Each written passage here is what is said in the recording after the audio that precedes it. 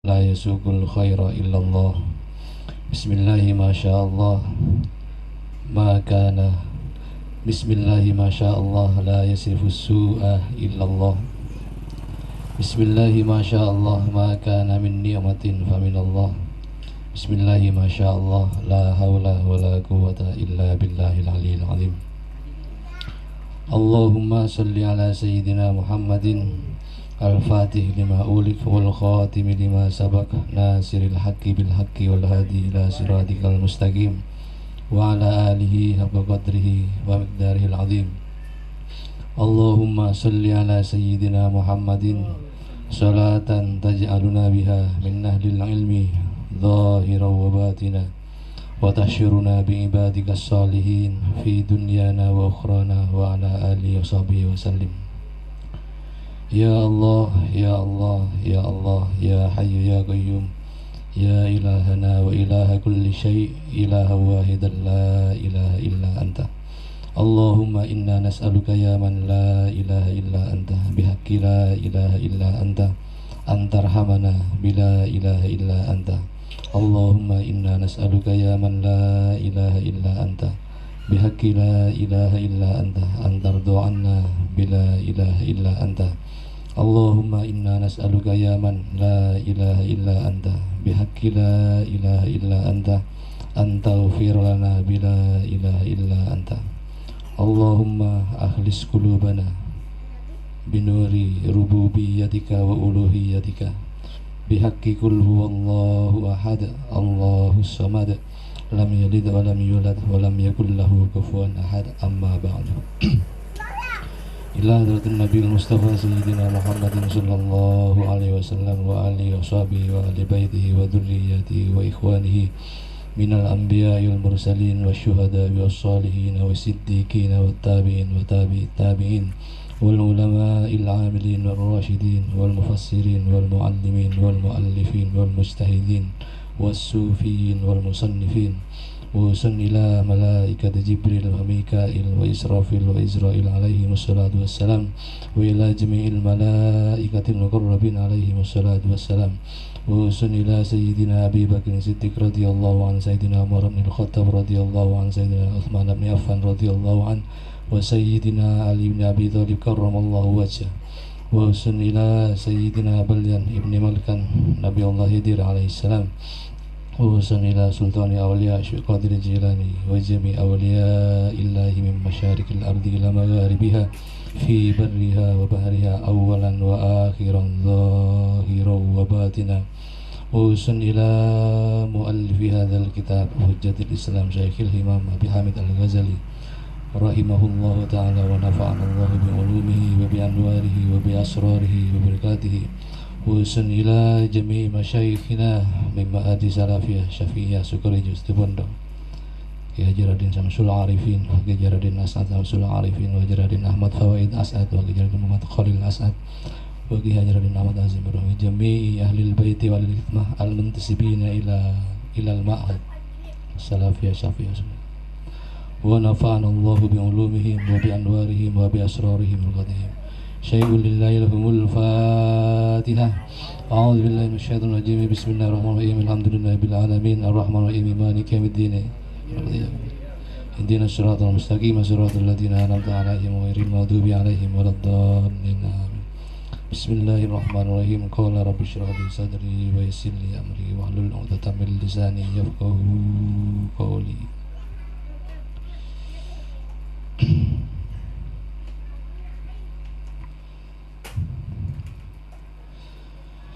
Bismillahirrahmanirrahim. Kita lanjutkan pembahasan yang sebelumnya. Sebelumnya ingin saya singgung bahwa pada pertemuan yang 2 minggu yang lalu tentang adab bangun dari tidur. Di sini dijelaskan bahwa hendaknya kita ini dianjurkan bagaimana ketika kita pertama kali bangun dari tidur diusahakan agar yang kita ingat pertama adalah mengingat Allah. Nah kemudian beliau mengajarkan doa-doa atau semacam mantra, mantra bangun dari tidur. bagaimana selayaknya seorang muslim itu mengawali harinya ya, ketika dia bangun dari tidur. Kemarin sampai di doa yang mana ini? Karena kemarin sudah disepakati bahwa doanya juga kita terjemahkan ya, karena khawatir kita nggak paham dengan apa yang kita pinta kepada Tuhan. Itu kan sebuah ironi kan? Kita meminta sesuatu yang kita nggak paham kan lucu kan? Kemarin katanya menjaga gengsi kita kepada malaikat kan malu kita berdoa tapi kita nggak paham maknanya kan? Itu sama halnya dengan meminta dengan proposal yang kita sendiri nggak tahu isi proposalnya. Nah itu sebuah ironi kan? Dusna dusi ke malaikat kan? Dua tak tahu artinya itu kan. Paling tidak kita paham apa yang sedang kita pinta kan? Itu bagian dari upaya untuk memahami eksistensi diri kita di hadapan Tuhan. Bagaimana selayaknya seorang hamba itu ketika beradab saat berkomunikasi dengan Tuhan. Nah di antaranya adalah kita harus paham makna dari apa yang kita baca gitu kan, doa yang kita aturkan kepada Tuhan. Lanjutan doa sebelumnya, Allahumma inna nas'aluka anta ba'athana fi hadzal yaumi ila kulli khair wa na'udzubika an najtariha fihi su'an aw najurrahu ila muslimin aw yajurrahu ahadun ilaina.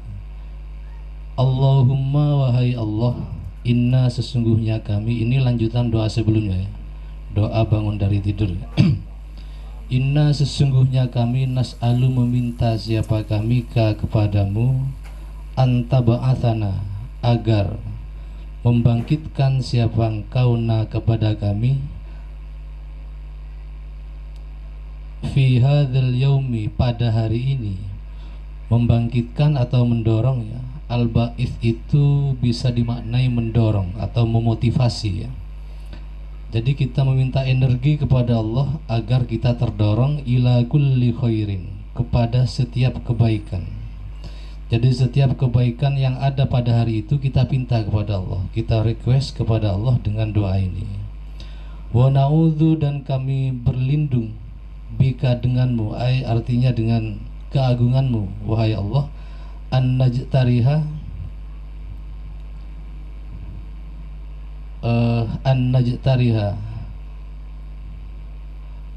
berlindung agar tidak berbuat gitu ya maksudnya. An-najtariha agar tidak berbuat siapa kami fihi di dalam hadzal yaum, di dalam hari ini, su'an kepada kejelekan.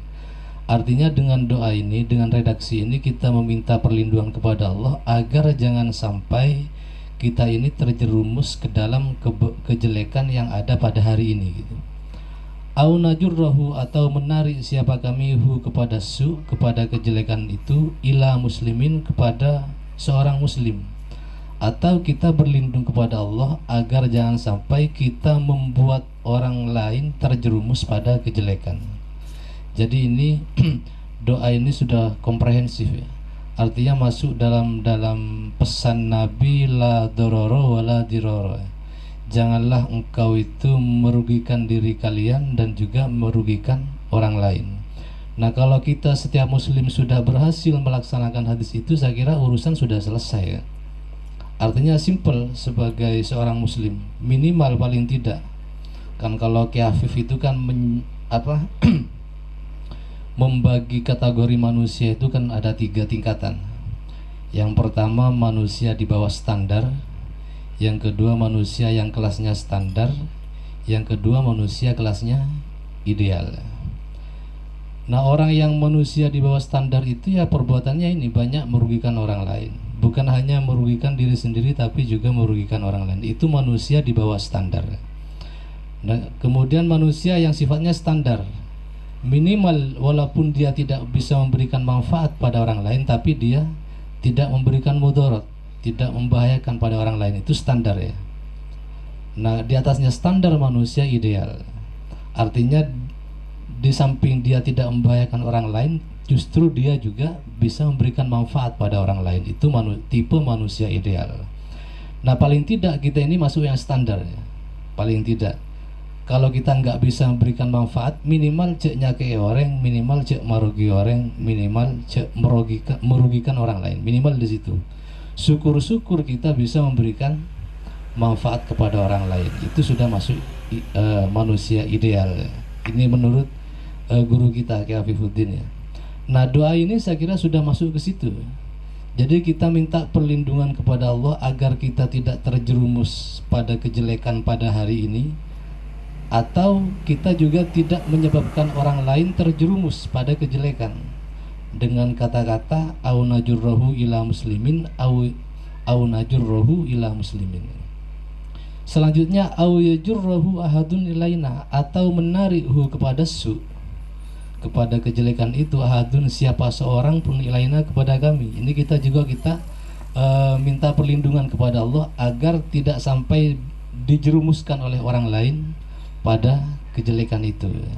Jadi ini doa ini sudah sebagai pelindung, sekaligus pelindung diri kita dari melakukan kejelekan atau mengajak orang lain pada kejelekan, sekaligus juga pelindung kita agar kita tidak dijerumuskan oleh orang lain pada kejelekan. Jadi komplit doa ini sudah. Allahumma nas'aluka, wahai Allah, nas'aluka, kami memintaka kepadamu, khaira hadzal yaum, kepada kebaikan pada hari ini, wa khaira ma fihi, dan kebaikan sesuatu fihi yang ada pada hadzal yaum. Artinya kebaikan luar dalam, kebaikan yang Tuhan ciptakan pada hari itu, sekaligus kebaikan yang terkandung pada hari itu, kita minta kepada Allah. Ini redaksinya simple tapi mengena pada seluruhnya, mengena semuanya, semua jenis kebaikan, baik secara zahir maupun secara batin ya. Kalau kebaikan secara zahir itu mungkin yang sifatnya kasat mata kan, tapi yang secara batin termasuk teguhnya iman, itu juga termasuk khairu ma fihi.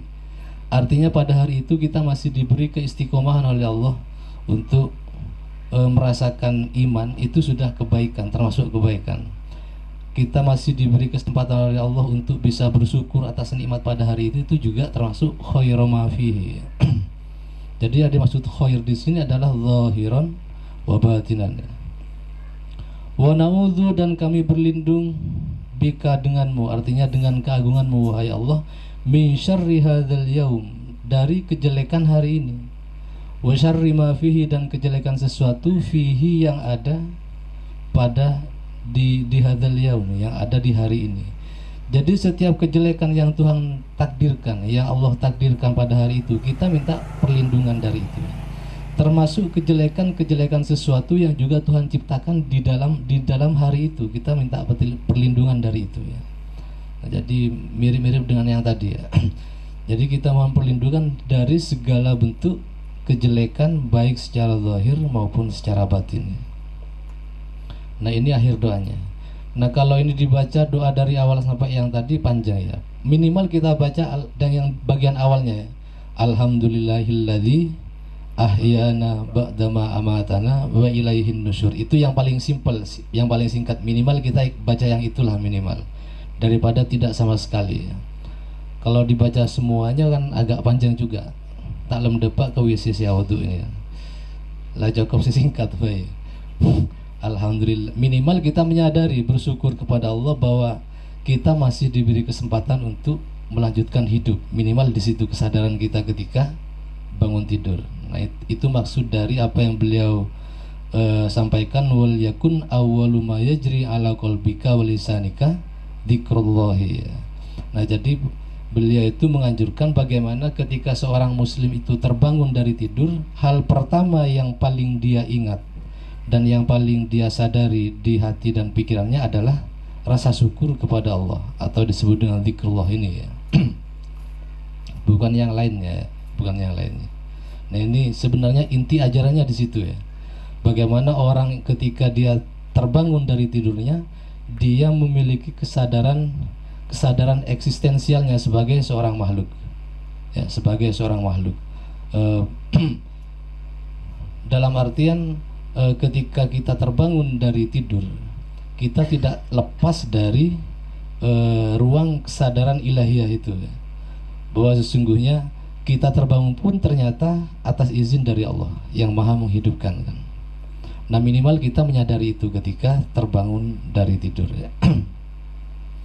Nah setelah selesai membaca doa, selanjutnya faidha labista, kemudian jika akan memakai siapa engkau thiyabaka, kepada pakaianmu, fanwi, maka berniatlah engkau bihi, dengan libas, dengan memakai pakaian itu, imtithala amrillah, kepada melaksanakan perintah Allah Ta'ala. Jadi memakai pakaian pun ternyata ada tekniknya ya, ada caranya ya. Jadi ketika bangun dari tidur, misalnya kita mau pakai baju atau kaos atau sejenis pakaian, nah itu harus diniatkan untuk melaksanakan perintah Allah. Perintah Allah dalam hal apa? Fi satri auratika, di dalam menutup auratmu. Nah jadi bagaimana adab seseorang ketika menggunakan pakaian atau memakai baju, itu selayaknya harus diniati melaksanakan perintah Allah di dalam menutup aurat, bukan yang lain tujuannya. Wahdar, dan hindarilah atau jauhilah olehmu, ayyakuna, ada qasduka, apa tujuanmu, min lubsi libasika, dari memakai pakaianmu. Hindari, apa yang harus dihindari, mir'atal kholqi, ialah pamer ya, pamer terhadap makhluk ya. Jadi jangan sampai ketika kita menggunakan pakaian kita itu, kita ada perasaan agar untuk apa, bisa dinilai pakaian kita keren misalnya, atau fashionnya bagus, intinya pamer lah. Jangan sampai seperti itu kata beliau. Fataksar, sehingga menjadi rugi siapa engkau. Nah jadi ini apa, keunikan dari konsep beliau ini adalah bahwa hal yang sedetil, sekecil apapun ya, beliau mengarahkan kita agar itu dijadikan sebagai wujud penghambaan kita kepada Allah. Bahkan sampai hal yang sepele seperti menggunakan pakaian ini, beliau mengingatkan jangan sampai tujuanmu dari menggunakan pakaianmu itu tujuannya agar dipuji oleh orang lain, agar untuk pamer pada orang. Jangan sampai, karena kalau itu terjadi seperti itu katanya, fataksar, maka engkau akan rugi. Artinya tidak boleh satupun yang luput dari perhatian kita, bahwa setiap sesuatu yang muncul dari keberadaan kita ini harus merupakan manifestasi dari wa ma khalaqtul jinna wal insa illa liya'budun. Jadi apapun yang muncul dari diri kita, entah itu pikiran, entah kata-kata, entah tindakan, entah memakai baju, entah makan, entah bangun dari tidur, semuanya harus dimanifestasikan sebagai bentuk ubudiyah kita kepada Allah. Ini tujuan beliau, sehingga kita tidak masuk dalam kategori fataksar ini, tidak masuk dalam kategori orang yang rugi. Karena menurut beliau hidup yang sangat singkat ini, kita tahu umur beliau itu juga tidak terlalu panjang ya. Beliau kalau nggak salah dalam biografinya itu berusia 54 tahun ya. Nah dalam kurun waktu 54 tahun itu beliau berhasil menelurkan atau menulis kurang lebih 280 karya kitab. Ini karya Imam Al-Ghazali ya. Cuman yang terhimpun manuskripnya sampai sekarang hanya 84 kitab ya. Nah saya bayangkan dengan usia yang hanya 54 tahun, kemudian beliau mampu menulis 280 kitab, bagaimana beliau menjalani waktunya gitu kan. Bagaimana beliau menjalani masa-masa mudanya gitu kan. Mungkin beliau nggak sempat nongkrong kayaknya, iya, nggak sempat ngopi atau apa dan semacamnya, karena kan dalam usia yang relatif pendek beliau berhasil membuat karya yang sejumlah 280. Bagaimana nulisnya gitu? Padahal satu kitab saja kayak misalnya Ihya Ulumuddin yang ada 4 juz itu 3 tahun aja baca nggak selesai kan. Itu membaca. Nah beliau mengarang lebih dari itu. Nah dari konsep beliau ini kita bisa memahami kan bahwa sesungguhnya seorang muslim yang ideal itu tidak pernah lepas kesadaran ilahiyahnya, sehingga dalam hal yang sekecil apapun dalam kehidupannya itu harus diupayakan merupakan sebagai bentuk wujud penghambaan ubudiyah seseorang kepada Allah, bahkan sampai menggunakan pakaian, bangun dari tidur, bahkan ketika mau minum dan seterusnya. Jadi semuanya harus diarahkan pada lillahi ta'ala yang tadi itu, yang sebelumnya itu.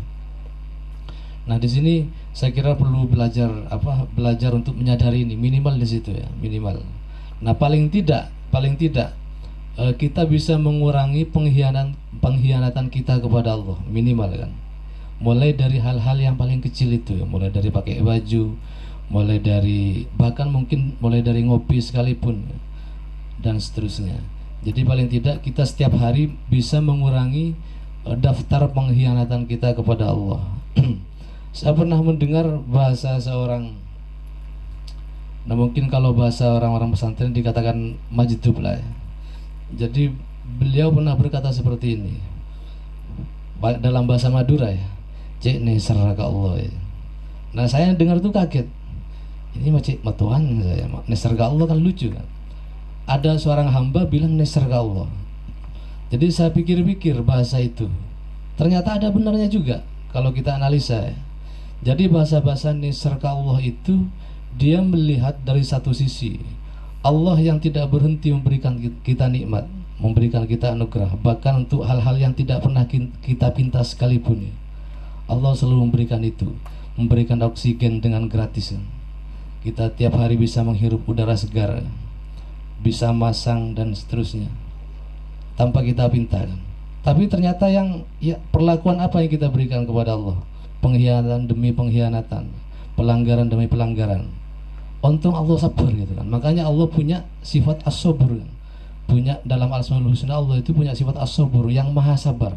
Seandainya Allah nggak punya sifat sabar, mungkin sudah pantas kita dihancurkan, diluluh lantakkan, sudah pantas kan. Karena berapa banyak pengkhianatan yang sudah kita lakukan di setiap harinya, bukan tiap tahun, tapi tiap hari, bahkan kalau perlu tiap waktu kita sudah berkhianat kepada Allah. Nah dari situ kemudian muncul bahasa yang tadi itu, nisrongku Allah. Apa sih taibaki bi Allah? Lalu kemudian apa reaksi kita terhadap anugerah-anugerah itu, pemberian-pemberian itu?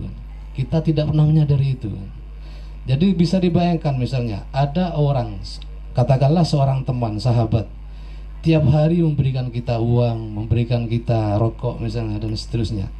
Tapi setiap hari juga kita hianati. Bagaimana reaksinya kira-kira? Si teman ini tetap sabar dia, nggak marah, nggak apa itu kan. Kan kalau orang yang normal, orang yang beres, kata Bang Bagas, kan neser kan. Sila benar labri beseki dihianati, dilukai gitu.